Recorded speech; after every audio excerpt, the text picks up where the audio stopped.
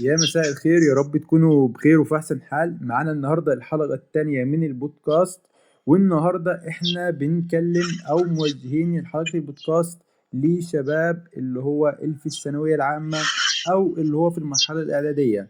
احنا بنحاول من خلال البودكاست ده إن شاء الله نوعي ونفهم الشباب بتطوير الذات، إنه في كورسات نهتم بيها، إنه ممكن من خلال وأنا لسه بدرس ممكن أطور نفسي من خلال قراءة مثلا. كل ده هنعرفه أكتر مع ضيفنا العزيز الأستاذ يسا. فبنرحب بوجوده أهلا. معانا، فسعداء جدا بوجودك معانا يا أستاذ يسا. أستاذ يسا بالمناسبة هو حاليا في الصف الثالث الثانوي، يعني وما شاء الله هو أحد من الناس المجتهدة جدا. ربنا يبارك له ونشوفه إن شاء الله في أفضل الأماكن الفترة الجاية. أهلا فخلينا بك يا جوزيف. أهلا وسهلا بك يا أستاذ ياسر. فخلينا نبدأ بأول سؤال، وهو كالعادة: عرفنا على نفسك وبداية رحلتك يا أستاذ ياسر. أوكي، شكرا خالص في الأول على المقدمة الجميلة دي. العفو. أحب أعرفك بنفسي الأول، أعرفكم كلكم بنفسي. أنا اسمي ياسر رمسيس، أنا من سوهاج، والتحديد من مدينة جهينة الحاجر. وأنا حاليا يعني في ثالثة ثانوي في مدرسة الشهيد محمد كامل الحويج. ده يعني ممكن يكون مقدمة عني بشكل عام، لكن بالنسبة للحتة الجزء الثاني بتاعت بداية رحلتك فممكن أطول فيها شوية. تمام، وقتك خد بص وقتك. يعني، اوكي، بص يعني هي بداية رحلتي أو بداية يعني طريقي في المجال بتاعي كانت بداية طبعا بسيطة جدا. كنت مجرد طالب عنده مثلا فضول، بيحب يدور، بيسأل كتير. كنت بحب أبحث، أشوف حاجات جديدة، حتى لو الحاجات دي أنا مش بكون فاهمها كنت بكمل عادي. فاهمني؟ يعني على الأقل علشان تكون عندي المعلومة حتى لو أنا مش فاهمها. تمام. ده يمكن برضو بدايتي أو بداية رحلتي بشكل عام. لكن بالنسبة لبدايتي في حوار بقى المسابقات والمنح وكده، يمكن يكون مختلف شوية عن باقي الرحلات التانية وعن باقي الناس اللي هي بدأت التانيين. أنا بدأت في أولى إعدادي، بدأت أروح مسابقات علمية وثقافية وتقنية وحاجات يعني كتير في أنواع المسابقات. ولكن أنا ما كنتش بروح أشارك في المسابقات دي كمشارك رسمي، لا، كنت بروح كمشارك أو بروح أتفرج. كنت بروح لأن عايز أتعلم، وكنت بروح لأهداف برضه. مثلا زي كنت بروح علشان أشوف الشباب بيشرحوا إزاي، البوسترات معمولة إزاي، الدكاترة طيب بيسألوا في إيه، وإيه الحاجات اللي بيركزوا عليها في المسابقات، وهكذا. فكنت بروح أتعلم من الحاجة نفسها ومن الجو بتاع المسابقات وكده. لحد بقى ما في يوم كنت في مسابقة زي كده، كنت برضه بروح بتفرج. فخلصت يعني اليوم وروحت وقعدت مع نفسي شوية وفكرت. فضلت أفكر، طب أنا ليه ما أخدش الخطوة واشترك بشكل رسمي في مسابقة وأعمل أول بروجكت ليا وهكذا. فخلاص يعني أخدت القرار إني خلاص هبدأ وهنفذ أول مشروع.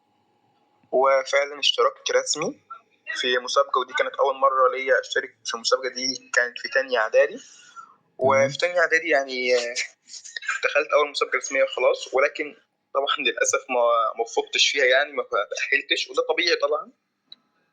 بس كملت. وهو يعني لحد الآن مثلا مشترك في أكتر من 40 مسابقة ما في شاء مختلف الله، المجالات. جميل جدا. وفي منهم طبعا العالمية والمحلية والجمهورية وهكذا. طبعا أخدت مراكز كتير على مستوى ال 40 مسابقة دول، على مستوى الأربع سنين اللي فاتوا. الحتة بتاعت الرحلة دي، في كلمة أحب يعني أختصر بيها الموضوع كله علشان الناس تستفيد من المرحلة دي، تمام. وهي كلمة ستارت. ستارت، ابدأ. بالظبط فعلا. طب تعال نفصص كده كلمة ستارت. هي أول حاجة مكونة من 5 حروف. أول حرف فيها هو حرف الإس، تمام. وده يرمز لكلمة ستيب، خطوة. أنا أخدت خطوة، كنت بروح إني أحضر مسابقات حتى لو مشارك، حتى لو مشاهد بتفرج. الحرف التاني هو حرف التي، تمام. تراي، جربت واشتركت رسمي في أول مسابقة ليا في تاني إعدادي. وفعلا يعني ما فقتش فيها، بس على الأقل جربت عرفت. الحرف الثالث هو حرف ال A. adapt، أتأقلم.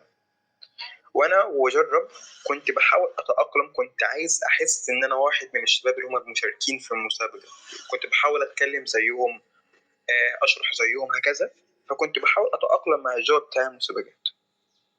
الحرف الرابع هو حرف ال R. ريبيت، كرر. بعد ما خسرت في أول مسابقة ليا، لا ما سكتش وخلاص يعني سبت الموضوع، لا فضلت وكررت تاني الموضوع. في برضو على مستوى 40 مسابقة اللي أنا قلت لك عليهم دول، يعني في أكيد يعني حتى ما نجحتش فيها، ما أخدتش فيها مراكز، لكن برضو كررت الموضوع وارد. تاني. تمام. الحرف الأخير هو الحرف الخامس، حرف التي. ترست، صدق. صدقت يعني صدق نفسك، صدق إنك تقدر تعمل حاجة وهتعمل، صدقني بدل ما انت صدقت انك هتقدر هتعمل. وده طبعا اللي حصل معايا في الاخر، يعني وصلت لحاجات كويسه في الاخر. ده طبعا يعني ده كله طبعا بنعمه ربنا وسنته ليا، لكن الفكره ان الانسان يصدق نفسه. فدي صحيح. كانت بالنسبه للسؤال. انا طولت فيها بس معلش. لا عادي، عادي جدا ولا يهمك. جميل جدا يعني، ما شاء الله عليك، ويا رب دايما كده موفق ونشوفك دايما ناجح. طب حلو جدا. نبدأ كمان السؤال التاني. السؤال التاني يا أستاذ ياسر، إيه المهارات الأساسية اللي لازم يبدأ يكتسبها الطالب في السن ده، سواء السن يعني كان إعدادي مثلا، في سن زي ما حضرتك بدأت، أو إن كان في ثانوية عامة وحد دلوقتي محتاج يبدأ يطور من نفسه، يبدأ يشارك في المسابقات، يبدأ يشارك مثلا أيا كان في فرصة قدامه. فمن وجهة نظرك إيه المهارات اللي أنا محتاج أبدأ أكتسبها وأطورها في شخصيتي؟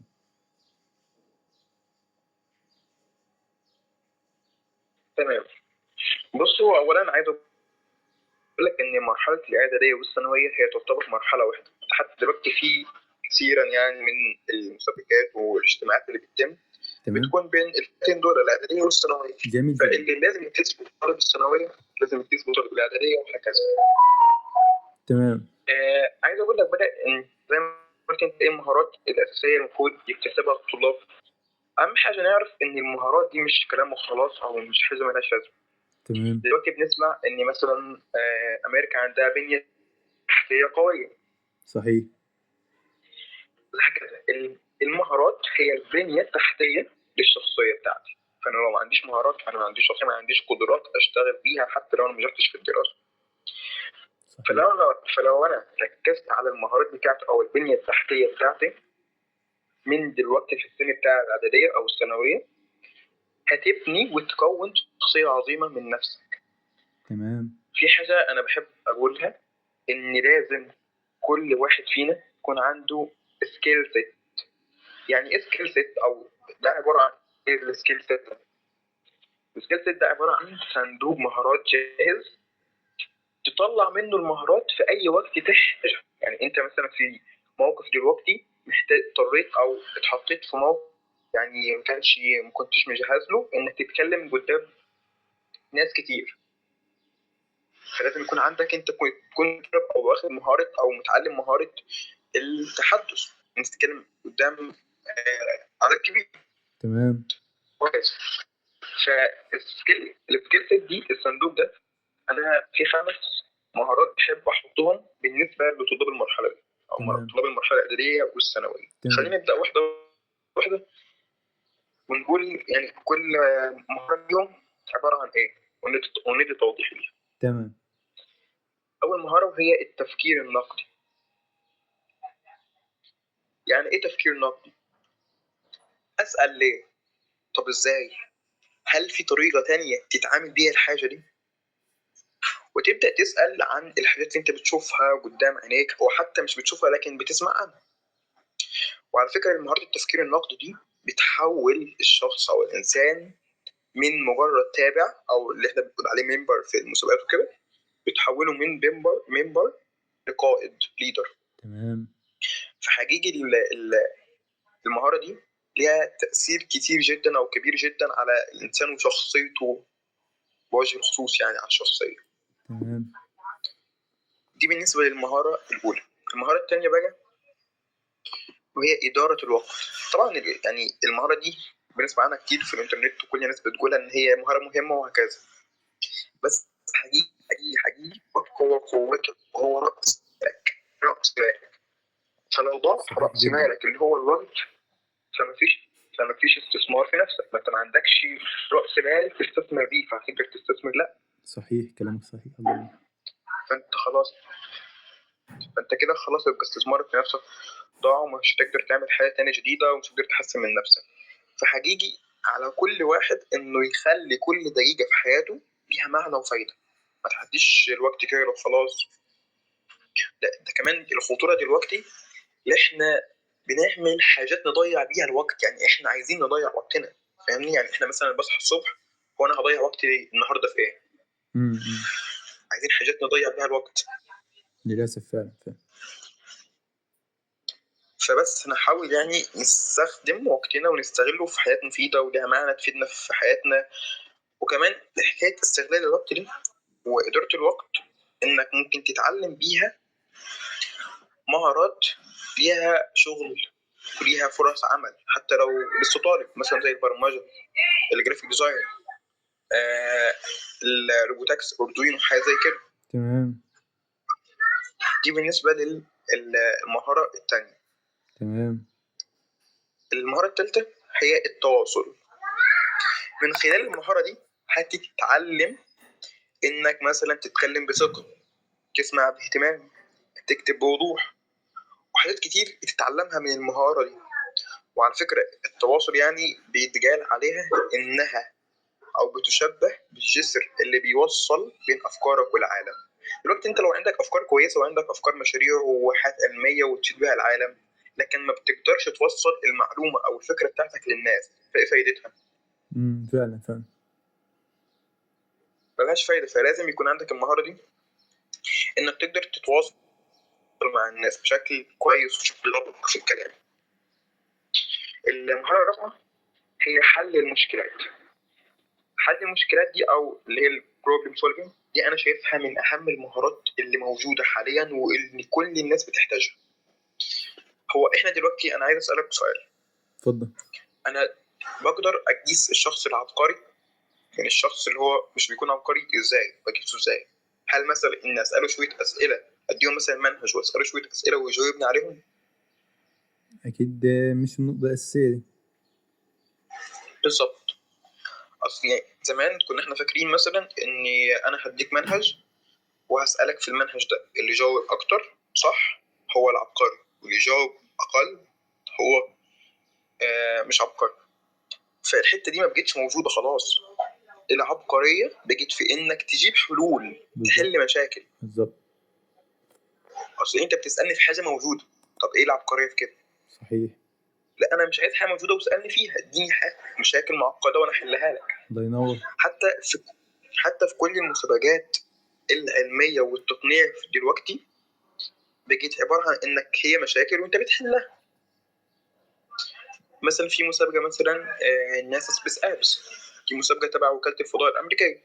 تمام. عباره عن هي بتنزل لك عده مشكلات كل سنه في مجال الفلك والفضاء والبروجرامينج والتكنولوجيا والكلام ده كله. بتنزل لك مشاكل وبتقول لك حلها بقى بطريقه ما، انك بتنفذ ابلكيشن، بتنفذ جهاز، بتعمله بروتوتايب، بتعمل ويب سايت، هكذا.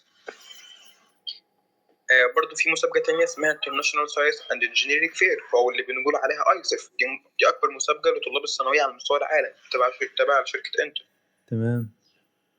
فالمسابقه دي برضه هي فاتحه لك حوالي 22 مجال، يعني في كل المجالات تقريبا، وبتقول لك عايزه مشكله في المجال اللي انت هتختار وتحل لي المشكله دي. طبعا المسابقه دي ليها وجهين، انها الوجه الاول الهندسي ان انت تعمل حاجه لها جهاز او لها بروتوتايب. الوجه الثاني هو انك بحث علمي، والبحث العلمي بيشمل كذا حاجه برضو، الموبايل ابلكيشن والويب سايت والكلام ده كله. فدلوقتي كل المسابقات وكل الحاجات مرتبطه بانك تحل مشاكل. تمام. فالمهاره دي مهمه جدا. حتى على فكره برضو في مشاريع التخرج دلوقتي بتاعت كليات هندسه عباره عن هو بيديك حاجه وانت بتحلها له او بتنفذها له. صحيح. دي بالنسبة للمهارة الرابعة. المهارة الخامسة بقى، ودي لازم كل واحد تكون عنده، مش لازم تكون اللي احنا نتعلمها لازم تكون دينية، يعني دي مش بعتبرها مهارة جدا أكتر ما هي نية بتكون في الإنسان، وهي التعليم الذاتي. إنك حابب تتعلم، حتى لو التعليم ده أنت هتتعلمه لوحدك، تتعلم من مصادر زي اليوتيوب والحاجات دي كلها، تتعلم دينيا أكتر ما هي مهارة التعليم الذاتي. فانت مثلا لو في اعدادي او في ثانوي استنيت ان مدرسك او استاذك او الدكتور بتاعك يقول لك كل حاجه عن الحاجه اللي انت عايز تعرفها، مش هتتعلم، هتتاخر. في دلوقتي في المدارس في السن الثانوي في مدارس اسمها مدارس ستيم. تمام، اسمع مدارس عنها. ستيم مدارس ستيم دي عباره عن الدراسه بتاعتها فيها اللي هي سايبه لك السورسز بتاعتها مفتوحه، يعني انت المصادر بتاعتها مفتوحه، مش مديك حاجه معينه تدرس منها.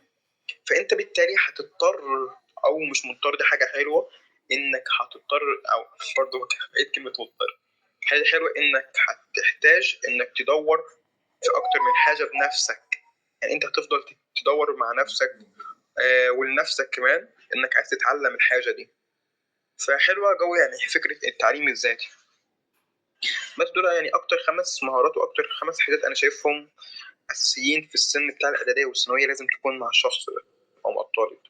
جميل جدا يا صديقي، ومتفق معاك فعلا في كل المهارات اللي ذكرتها دي. يعني فعلا هي مهارات مهمة، ولو بدأوا الشباب يبدأوا يطوروا المهارات دي في السن ده فحقيقة هتفرق معاهم جدا. فخلينا برضو بالظبط. ننقل سؤال تاني. أنا دلوقتي في السن ده أو في المرحلة دي إزاي أقدر أعرف أنا شاطر في مجال إيه أو مهتم بمجال إيه؟ يعني أنا من خلال إيه هقدر أعرف إن أنا كنت شاطر مثلا في الديزاين، في التسويق، ان انا ابدا مثلا مجال برمجه. فممكن تكلمنا اكتر عن النقطه دي؟ تمام، هبص الإجابة عن السؤال ده. هو سؤال، بس أنت هتجاوب عنها بسؤال، يعني أنا هجاوبك عنها بسؤال. تمام. خلينا نعرف جوزيف مهتم بإيه أو بيحب إيه. هسألك سؤال وأنت تجاوبنا عليه. تمام.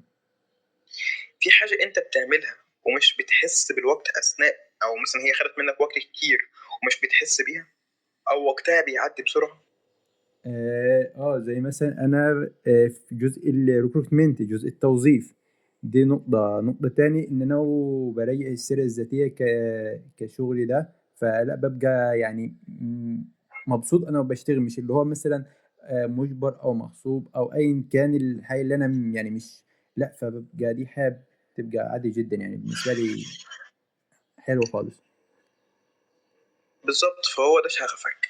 طب أنت عرفت دلوقتي شغفك وجاوبتني بسرعة لأنك أنت محطوط في الوضع ده وبتجرب وشغال فيه. صحيح. طب افرض انا مثلا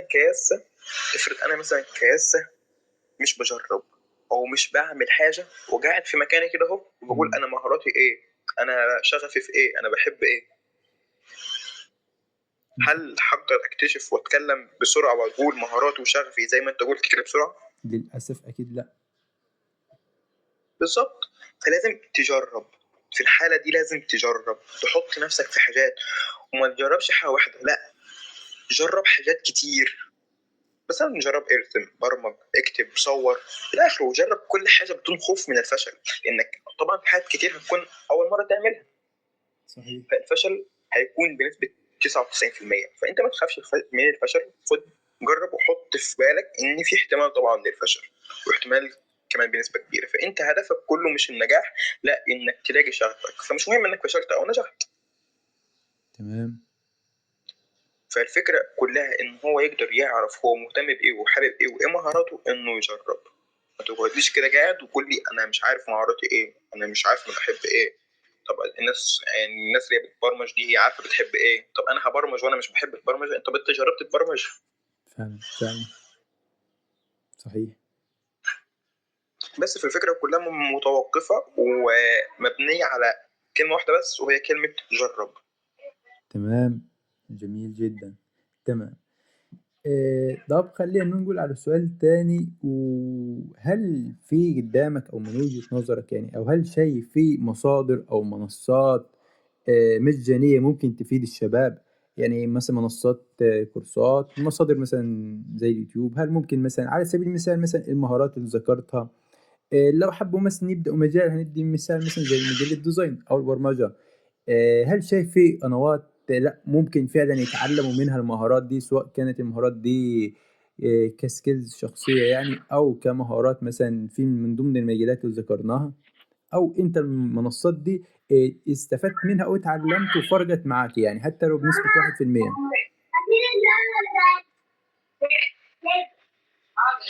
بص، هو حكايه المصادر دي دلوقتي يعني عايز اقول لك هو العالم كله دلوقتي معاك من خلال الموبايل. بس تمام. طبعا في يعني اماكن بتفرق عن التانية، وطبعا مش كل الناس بيكون معاها القدره الماديه انها تاخد كورسات كتير. صحيح. ففي حاجات مجانيه تمام. وبتكون كويسه، مثلا في مثلا زي ادراك كورس او كورسير وخان اكاديمي. تمام. وطبعا اهم حاجه لازم الانسان يستغلها ويعرف يستخدمها صح، وهي اليوتيوب. تمام. اليوتيوب حرفيا عايز اقول لك انه مليان بكل حاجه، حرفيا اي حاجه انت عايزها، اي حاجه انت محتاجها، اي حاجه انت عايز تتعلمها هتلاقيها على يوتيوب. هتقول لي طب انا بدخل على يوتيوب اتفرج بس مش بلاقي، يعني ببحث بس مش بلاقي اللي انا عايزه. لكن انت بتبحث بطريقه غلط. اصلي اي حاجه تبحث عليها ليه كلمه مفتاحيه بالظبط. علشان، فلازم تعرف تستخدم اليوتيوب. زي ما قلت مثلا ندي مثال مثلا عن البرمجه. البرمجه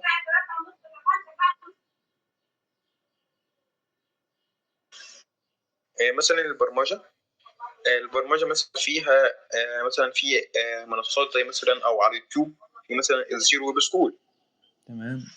اه، غني عن التعريف. ده يعتبر من احسن الشخصيات. طبعا هو كل الناس تعرف حرفيا، يعني اكبر منصه يعتبر على مستوى الشرق الاوسط بتقدم او بتعلم برمجه. صحيح. ومش بتعلم برمجه كان لغه واحده، لا بتتعلم لغات كتيره وفي مهارات كتيره خالص في البرمجه. تمام. فحته المصادر دي هي مش متوقفه على حاجه واحده بس، متوقفه على الانسان عايز يتعلم. فبالتالي مش فيش حاجه تقف قدامه على التعلم. بدل ما هو عايز يتعلم مفيش حاجه تقف قدامه، هيقدر يجيب مصادر او هو هيتعلم حاجات كتير خالص، يعني صدقني. جميل. تمام. تمام جدا. طيب، ايه النصيحة ممكن تقدمها لحد في السن ده لو عايز يبدأ يطور من نفسه دلوقتي، من دلوقتي على كده؟ بص، هو بصراحه يعني في نصايح كتير جدا. تمام. مش حابب ان انا اقولهم كلهم، لكن حابب اقول حاجات انا يعني ما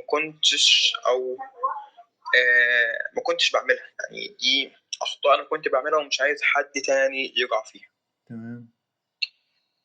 اول حاجه انه يبدا حتى لو مش جاهز. وطبعا الكلام ده انا مش اول واحد اقوله، في كده ناس كتير بتقول الكلام ده كله وعلماء بتقوله كمان. فانك تبدا حتى لو مش جاهز، لان الفرصه مش بتيجي ولا بتستنى للجاهزين على فكره، لا. انت خدها قاعده: اللي بيمشي خطوه في طريق حلمه آه، هيجي في النص وهيقابل ربنا. ربنا هيمسكه من ايده ويكمل معاه بقيه السكه. طبعا ربنا معاك منور الطريق وكل حاجه، لكن هتعرف ان هو ايديه شغاله معاك ومسانداك في نص الطريق، وهتحس بده كله في الاخر خالص بنعمته وسندته اللي هو ساندها ليك. جميل. فحقيقي الظروف، انك تستنى الظروف تبقى مثاليه او مثاليه، مش هتحصل. صدقني مش هتحصل ابدا كمان. فابدا باللي عندك واعمل اللي تقدر عليه. يمكن انا غلطت شويه لان انا ما بداتش بدري في ان انا اشارك رسميا في المسابقات. لا، انا كنت بروح اتفرج. طب انا رحت اتفرجت كتير، ده انا في سنه اتفرج. طب ليه مثلا بعد ما اتفرجت مثلا على مسابقتين ثلاثه ليه ما اشتركتش؟ لا، فضلت عايز اتعلم اكتر، عايز اكون نجح في اللعبه كلها، عايز اتعلم كل حاجه عشان ابدا اشترك رسمي في المسابقات. اروح بقى ايه، واخد مركز على طول فيها. وحصل العكس، استنيت وكنت فعلا انا نفسي خلاص يعني قفلت اللعبه وفهمت كل حاجه في حوار المسابقات. واول مسابقه اشتركت فيها رسمي ما تاهلتش فيها، لان انا في خفايا بتكون جوه الحاجة نفسها مش هيعرفها غير المشارك فيها. تمام. النصيحة التانية بقى، يعني دي يعني هي مش بشكل عام كويسة، لكن هتبقى كويسة لو انت عرفت تجمع شخص صح وبطريقة صح، وانك تحاول يكون معاك شريك للرحلة بتاعتك. والشريك ده مش شرط يكون عبقري او شاطر، الأهم إنه يكون صادق وبيحبك زي ما أنت بتحب. طب ليه؟ طيب إيه الفايدة من شريك الرحلة؟ هتيجي عليك أوقات بتقع، مش قادر تكمل، مش قادر تذاكر، مش قادر تحضر، مش قادر تعمل مشاريع، محتاج حد يساعدك، محتاج تحكي لحد بس ما فيش حد سامعك، محتاج، هتحصل لك بلاوي حرفيا هتحتاج فيها حد يكون معاك ويدعمك. طب أنت حصلت لك حاجة زي كده، هتحتار تروح لمين؟ طب افرض رحت لده، طب ده مش بيحبني، طب أروح لده هيزهق مني، طب أروح لده مش هيسمعني. فأنت هيبقى معاك شخص مشاركك في الرحله دي. لا كمان الشريك ده ممكن انت تاخده تشده ويكون معاك في حوار المسابقات وتدخلوا مثلا ثنائي او جماعه في المسابقات وحاجات زي كده، ومنها هتشدوا للطريق ده وتساعدوا بعضيكم. تمام. بس فدول يعني يمكن النصيحتين يعني بتوعي، انك ابدا مهما كانت الظروف، وحاول ان يكون معاك شريك للحياه، او مش شريك للحياه شريك للرحله بتاعتك، للرحله بتاعت التعلم. تمام. تمام جدا. طيب تمام، خلينا نختم بقى بسؤال مهم جدا وسؤال جميل. ايه الحاجات اللي ممكن تضيع وقتهم ومش مفيدة فعلا، فيعني ننصحهم انه يتجنبوا الحاجات دي او يقللوا منها يعني؟ بص في حاجات كتير جدا يعني بتضيع الوقت. وانت تمام. عارف النوم بيضيع وقت، يعني انت لو نمت الوقت طويل انت كده بتضيع وقت. تمام. ففي حاجات كتير جدا يعني بتضيع الوقت. اهم 3 حاجات يعني ممكن يكونوا بيضيع الوقت. اول حاجه هي الصحوبيه المزيفه، اللي فعلا. وحرفيا يعني الصحوبيه المزيفه دي فعلا. بتستهلك الشخص من جميع شيء، من حبه، من عاطفته، من صدقه، من طاقته، من كل حاجه بتستهلكه. ففي أصدقاء وجودهم بيكون جميل، في نفس الوقت في أصدقاء وجودهم بيكون متعب. تلاقي مثلا الشخص أو الصديق اللي وجوده متعب ده تلاقيه دايما بيحبطك، عايزك تخرج كتير في حاجات مش مفيدة، ترحبه على طول هكذا. صحيح. فحقيقي الصحبات المزيفة دي حاول إنك، أنا مش بقول لك ما تحبهوش، ما تحبش الشخص ده، لا أحبه، خليه يكون في محبة لكل الناس، ولكن ما تخلوش يؤثر عليك أو يدخل على شخصيتك وتكون تابع ليه. تمام. الحاجة التانية اللي ممكن تضيع وقتنا وهي استخدام السوشيال ميديا بشكل مفرط، بحجة إن أنا بتعلم، أنا بضحك على نفسي مش بضحك على حد. فعلا. يعني أمسك مثلا الموبايل مثلا لمدة 5 ساعات متواصلين وأقول لك أنا بتابع صفحات تطوير ذات، هو بيقعد أصلا يسكرول بين البوستات والفيديوهات بالساعات، ده لو ما كانش اليوم كله يعني. للأسف فعلا. وده احنا بنلاحظها كتير، يعني انت مثلا تلاقي واحد قاعد على المكتب بتاعه بس فاتحه قدام الموبايل وفاتح فيديوز او ريلز انستجرام والكلام ده كله. طب ليه؟ طب ما انت ممكن تعمل ده في اوقات فراغك او في الاوقات اللي انت بتاخد فيها بريك، وفي الوقت اللي انت بتضيعه في الحاجات دي تتعلم فيه حاجة جديدة، تتعلم لغة جديدة، تتعلم مهارة جديدة، وهكذا تطور فيها نفسك، تقرأ كتب، على الأقل تقرأ حاجة دينية مهما كان دينك طبعا مسيحي أو مسلم، تقرأ في كتابك المقدس في قرآنك هكذا. تمام. أصل الوقت ده ممكن يستغل في حاجات كتير جدا وحاجات مفيدة. حاجة تالتة هي يمكن تكون مش سيدة، ولكن ما كانتش سيدة قصدي لكن بقت سيدة حاليا، وهي العلاقات اللي مش في وقتها. في علاقات يا جوزيف بتتم بين الشباب في السن أو في المرحلتين دول الإعدادية والثانوية مش وقتها خالص. الشخص بيكون يكون في علاقة ويقول لك احنا بنتكلم عادي، فاهمني؟ مفيش حاجة اسمها عادي، في تفكير قبل النوم، في تروم هتيجي، حاجة وحشة هتحصل في نفسك. فما تحطش في نفسك في حاجة وتكون مأثرة عليك ومتمالكة عليك وتقول ده هي عادي، الموضوع ده عادي. ومن الحتة بتاعت العلاقات اللي مش وقتها دي، هتجرجرك لحاجات وحشة كتير. فليه انت تحط نفسك في طريق يفتح لك مشاكل وحاجات وحشة؟ لا، مم. الباب اللي يجيلك منه الريح سد واستريح. فانت صحيح. خلي كل حاجة في وقتها، ما تسبكش الزمن، ما تسبكش خطة ربنا ليك. صحيح. تمام. تمام. بس يعني يمكن دول الثلاث حاجات اللي انا شايفهم بيأثروا شوية في المرحلة بتاعتنا. تمام جدا بصراحة يعني. الحوار كان معاك شيق جدا. يعني وبصراحة أنا عن نفسي استفدت كتير منك، فشكرا خالص لا لا، ليك مش تضيف. ولوقتك وعلى إنه رحبت تكون معانا، يعني ده شيء أسعدني جدا حقيقي. آه، شرف ليا يا جوزيف. تسلم جدا، فأنا بشكرك حقيقي، شكرا خالص ليك ولوقتك. وإن شاء الله إن شاء الله لينا لقاءات تاني، فشكرا ليك. شكرا. شكرا خالص يا جوزيف، شكرا خالص.